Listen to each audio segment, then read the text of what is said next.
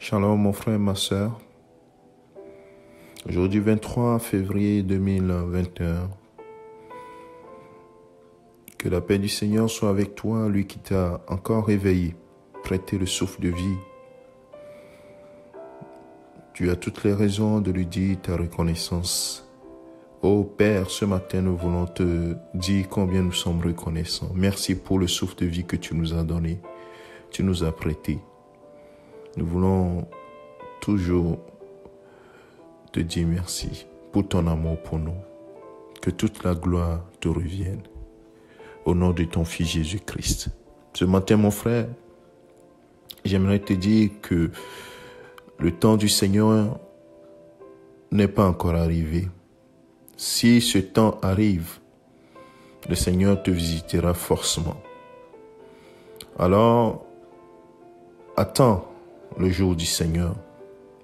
Quand je dis le jour du Seigneur, je ne parle pas de la fin des temps, je parle du jour où il interviendra pour exaucer ses promesses dans ta vie. Pour une promesse particulière que tu attends de lui. Regarde cette histoire de deux personnes qui sont juste devant le Seigneur. Le monsieur s'appelle Zacharie, il est sacrificateur. Dans Luc chapitre 1, à partir verset 5, il est sacrificateur, Zacharie, et sa femme s'appelle Élisabeth. La Bible dit dans le verset 6 que tous deux étaient justes devant Dieu, observant d'une manière irréprochable tous les commandements et toutes les ordonnances du Seigneur. Ils n'avaient point d'enfants parce qu'Élisabeth était stérile. Ils étaient l'un et l'autre avancés en âge. Il n'y avait plus d'espoir pour ce couple. Il n'y avait plus d'espoir pour eux. Mais avec l'Éternel, tout est possible. Le temps, il n'est pas limité par le temps. Quelle que soit la longueur du temps, quel que soit le retard que les gens peuvent penser, lorsque le temps du Seigneur arrive, il te comblera au-delà de ce que tu espères. Il te comblera au-delà de ce que tu imagines. Et la Bible dit que lorsque cet homme, malgré qu'ils étaient stériles, sans enfants, ils n'ont pas cessé de servir Dieu. Dans le verset 8, on dit, pendant qu'il s'acquittait de ses fonctions devant Dieu selon le tour de sa classe, il fut appelé par le sort, d'après la règle du sacerdoce, à entrer dans le temple du Seigneur pour offrir le parfum.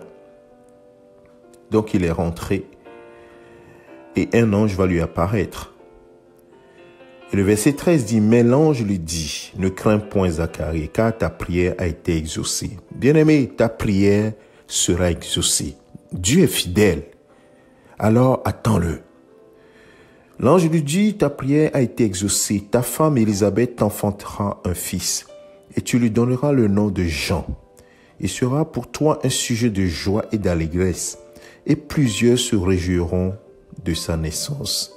Car il sera grand devant le Seigneur, il ne boira ni vin ni liqueur enivrant et il sera rempli de l'Esprit Saint dès le sein de sa mère.